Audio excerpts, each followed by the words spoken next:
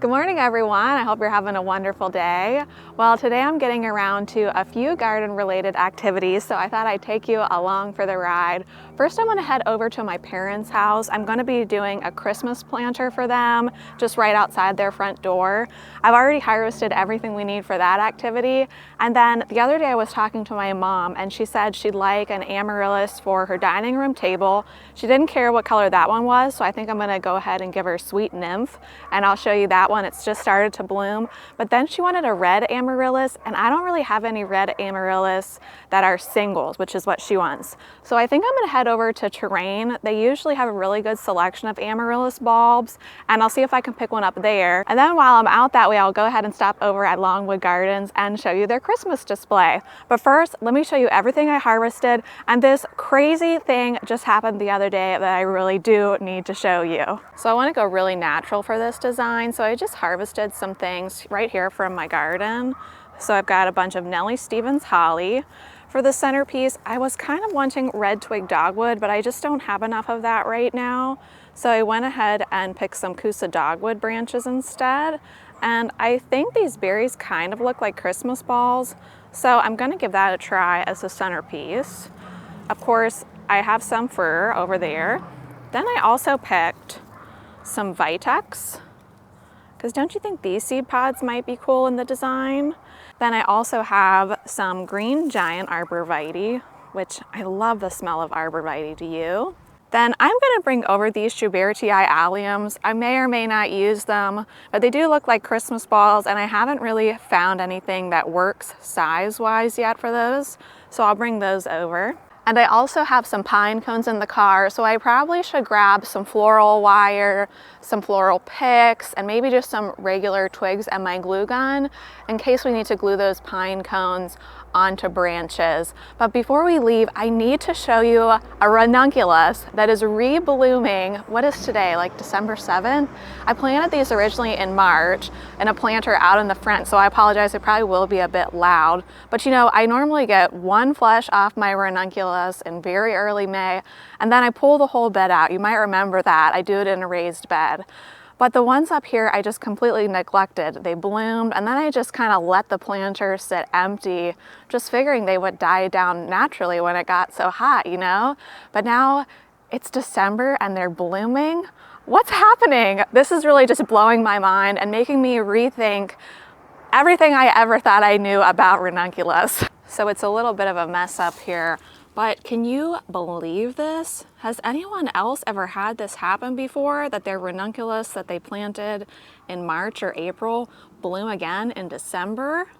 So I guess that's how gardening goes all the time. I'm always learning, I'm always experimenting, always trying new things, really based upon what I see happening naturally in my garden. And can you imagine if I would have left my whole raised bed of ranunculus in instead of pulling them out and replacing them with something else? Would the whole bed be reblooming at the beginning of December? I really don't know. Tell me everything that you think about this, because I've been growing ranunculus for I guess probably 7 years now in the same manner, but this is really just blowing my mind.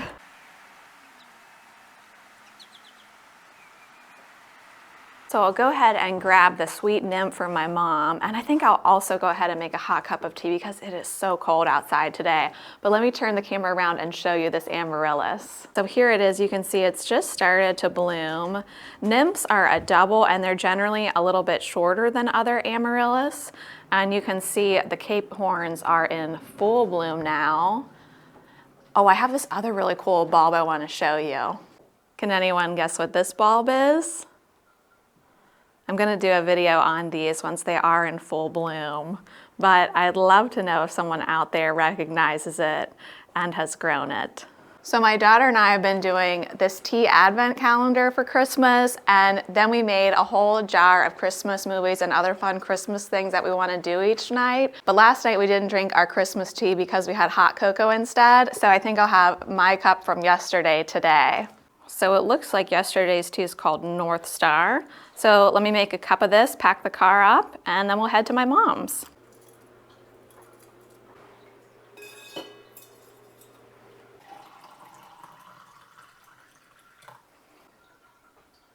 Bye, Grace, I love you. I'm gonna go see Levi, okay? So hopefully I'm bringing enough of everything, because I feel like every time I go to do a Christmas planter, I always underestimate the amount of material that's needed. Do you guys feel like that? It seems like I picked so much and then I start sticking things in the container and I think, where did everything go that I had picked this morning? But let's just give it a go and see what happens. Well guys, I'm over at my parents' now and I think I'm just gonna get right to work. I'm gonna do this arrangement in layers rather than doing evergreens kind of randomly all throughout. I'm gonna go ahead and do a layer of arborvitae, a layer of the pine, a layer of holly, and so on and so forth. I'm really kind of liking that look lately, and I think it helps you see the ingredients a little more clearly also. So let's see how this turns out.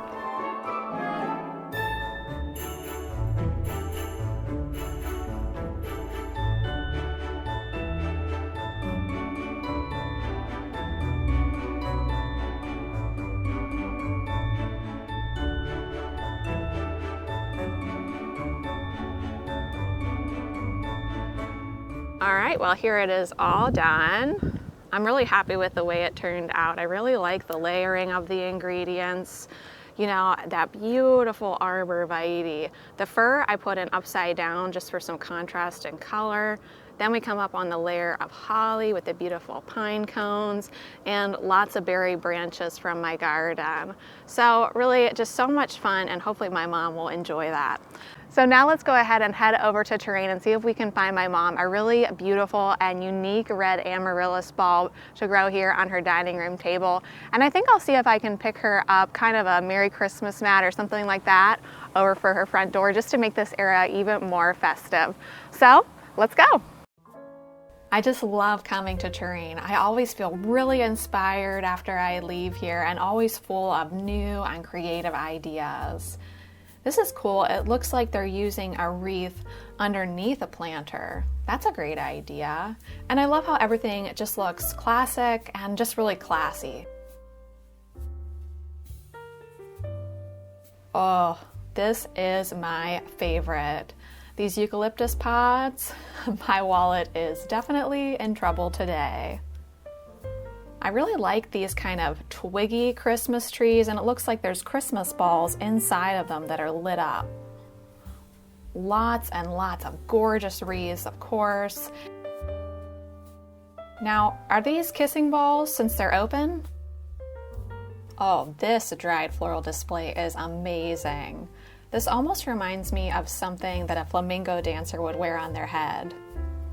Aha! Jackpot. Now we just have to decide which one she would like best. All right, so I think we'll just grab a pot and let's head over to Longwood Gardens.